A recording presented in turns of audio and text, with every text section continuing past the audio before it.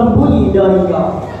Meskipun satu ekor semut hitam yang berjalan di atas gelap yang malam, di atas batu hitam, di dalam gua yang gelap gulita, Allah tahu sedang melangkah kemana semut itu, dan Allah juga tahu apa yang terbetik di dalam hati semut itu.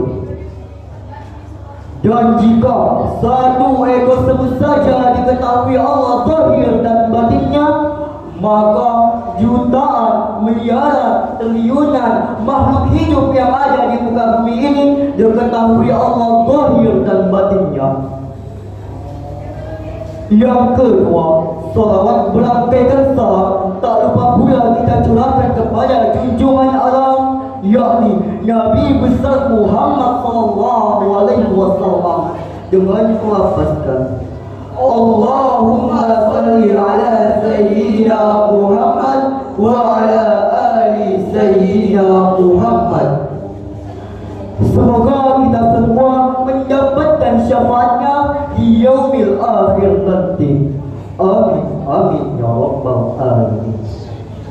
Dan berkat jasa beliaulah kita dapat membedakan antara yang hak dan yang batil, antara yang halal dengan yang haram, antara jalan menuju ke surga dan jalan menuju ke neraka.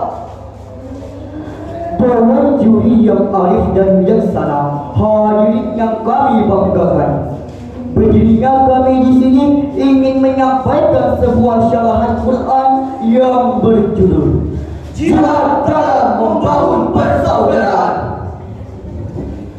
Jihad dalam membangun persaudaraan adalah tema yang akan kami bahas pada kesempatan kali ini. Dengan redaksi awal firman Allah Subhanahu wa taala dalam Al-Qur'an surah At-Taubah ayat 41 yang akan dibacakan oleh qari kami.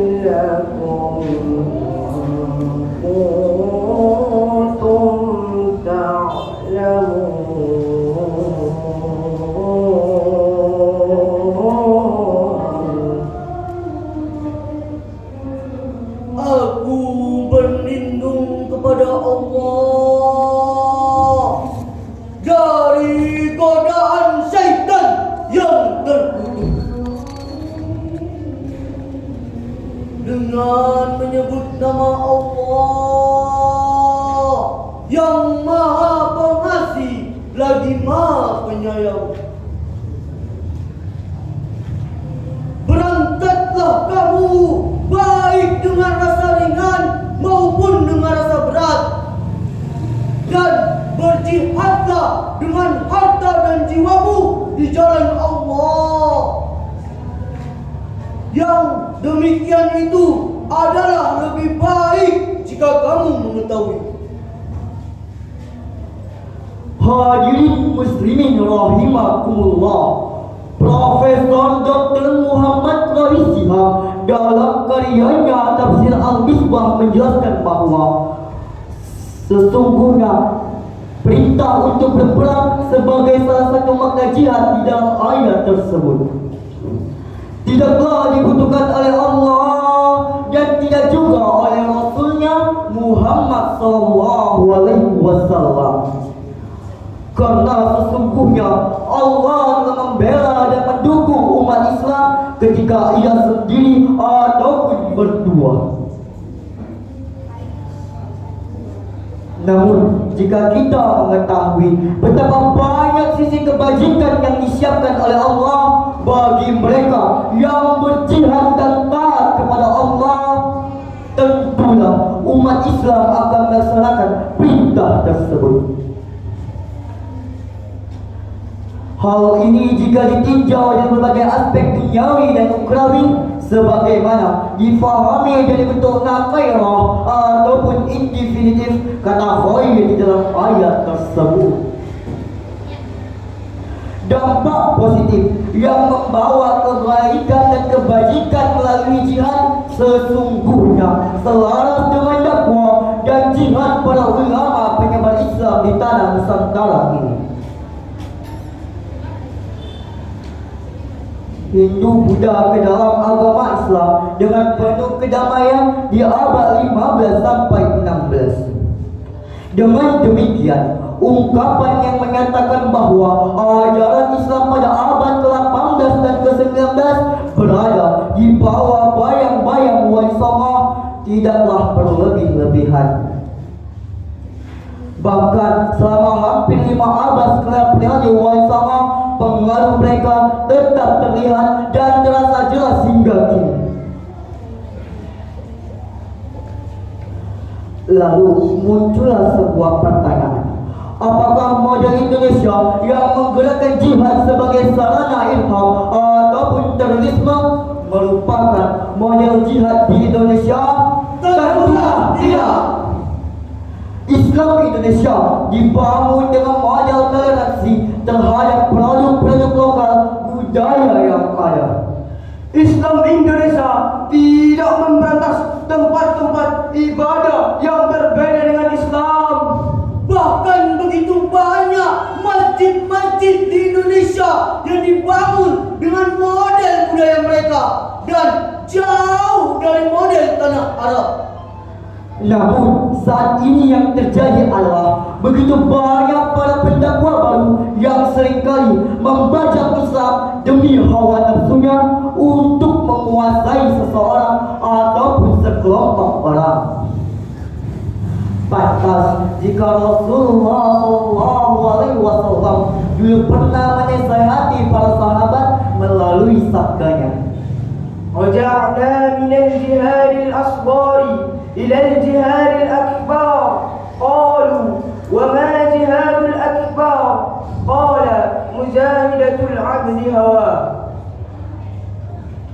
artinya kita telah kembali dari jihad kecil menuju jihad yang besar. Para sahabat bertanya, apakah itu jihad yang besar? Rasul menjawab, seorang hamba berjihad melawan hawa nafsunya. Hadirin muslimin rahimakumullah, inilah yang terjadi saat ini. Jihad tidak lagi memberikan dampak positif kepada semua orang berupa kemaslahatan dan kebaikan kepada setiap orang, melainkan kerana nafsu al-hawa yang dikedepankan. Padahal Rasulullah Muhammad SAW diutus ke muka bumi ini adalah sebagai pembawa rahmat Allah kepada seluruh makhluk di muka bumi ini. Wa ma arsalnaka illa rahmatan lil alamin. Untuk itu, marilah kita jadikan jihad di Indonesia ini jihad yang dapat menciptakan persaudaraan sebagaimana yang dilakukan oleh para pendahulu kita penyebar Islam di tanah Nusantara.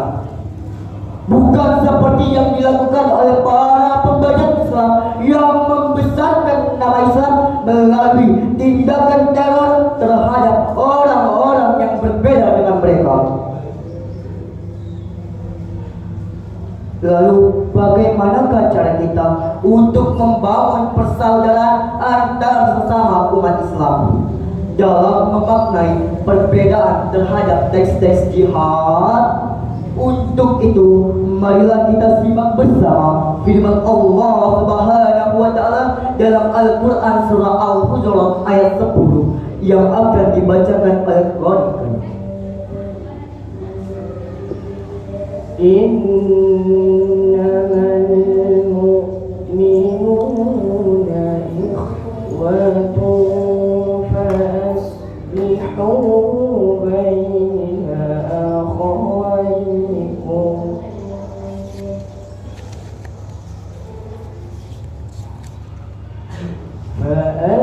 فأصلحوا بين أخويكم واتقوا الله لعلكم ترحمون. صدق الله العظيم. Sesungguhnya orang-orang mukmin itu bersaudara. Karena itu, damaikanlah antara kedua saudaramu yang berselisih. Dan bertakwalah kepada Allah agar kamu mendapat rahmat. Maha benar Allah atas segala firman-Nya. Dewan Hakim yang arif dan bijaksana, hadirin yang kami banggakan. Mengenai ayat ini, Muhammad Quraisy menjelaskan bahwa penggunaan kata innama dalam konteks penjelasan tentang persaudaraan antara orang-orang mukmin ini mengisyaratkan bahwa sebenarnya semua pihak telah mengetahui secara pasti bahwa kaum beriman bersaudara, sehingga semestinya tidak terjadi dari pihak manapun hal-hal yang mengganggu persaudaraan itu. Adapun kata ikhwah mengisyaratkan bahwa persaudaraan yang terjalin antara sesama muslim adalah persaudaraan yang dasarnya berganda, Sekali atas dasar persamaan iman, dan kali kedua adalah persaudaraan seketurunan. walaupun yang kedua ini bukan dalam pengertian hakiki. Dengan demikian, tidak ada lagi alasan untuk kita memutuskan hubungan persaudaraan antar sesama umat Islam. Lebih-lebih jika antar individu masih dilekat oleh persaudaraan sebangsa, secita-cita, Sebahasa, senasib dan sepenanggungan. Bapak kabai menulis, hendaknya kita menyadari firman Allah Subhanahu wa taala yang menyatakan bahwa sesungguhnya orang-orang mukmin bersaudara, merupakan ketetapan syariat berkaitan tentang persaudaraan antara orang-orang mukmin dan yang mengakibatkan dampak keagamaan serta hak-hak yang ditetapkan oleh agama. Adapun kata akhwaikum adalah bentuk dual dari kata ah. Penggunaan bentuk dual di sini mengisyaratkan bahwa sebenarnya semua pihak jangankan banyak orang, dua pun jika mereka berselisih harus diupayakan islah antara mereka, sehingga persaudaraan dan hubungan harmonis mereka terjalin kembali.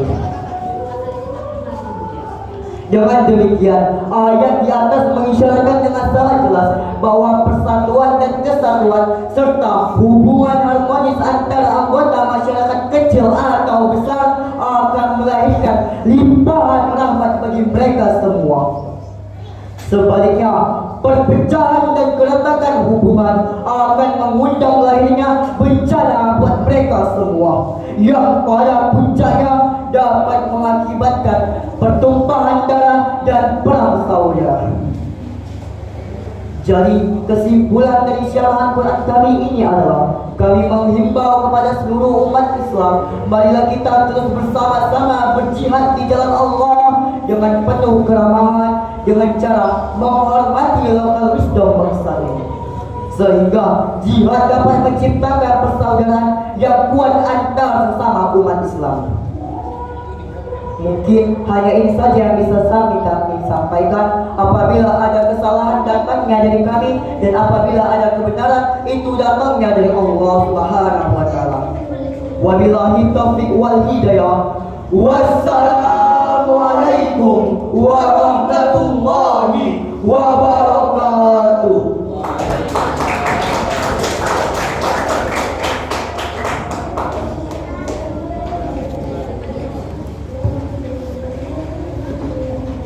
Terima kasih pada Pondok Baitul Ulum. Peserta selanjutnya dari FPP 006 Pondok Al-Majidiyah. Kepadanya kami persilakan dan bersiap-siap pada FPP 012 Pondok Al-Amin Mumpang.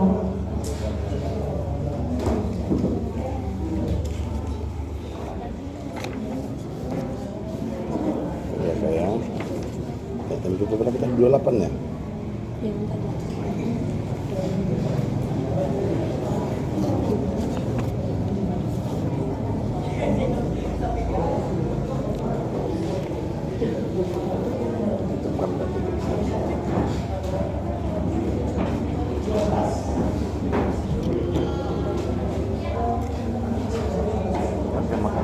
Duduk aja.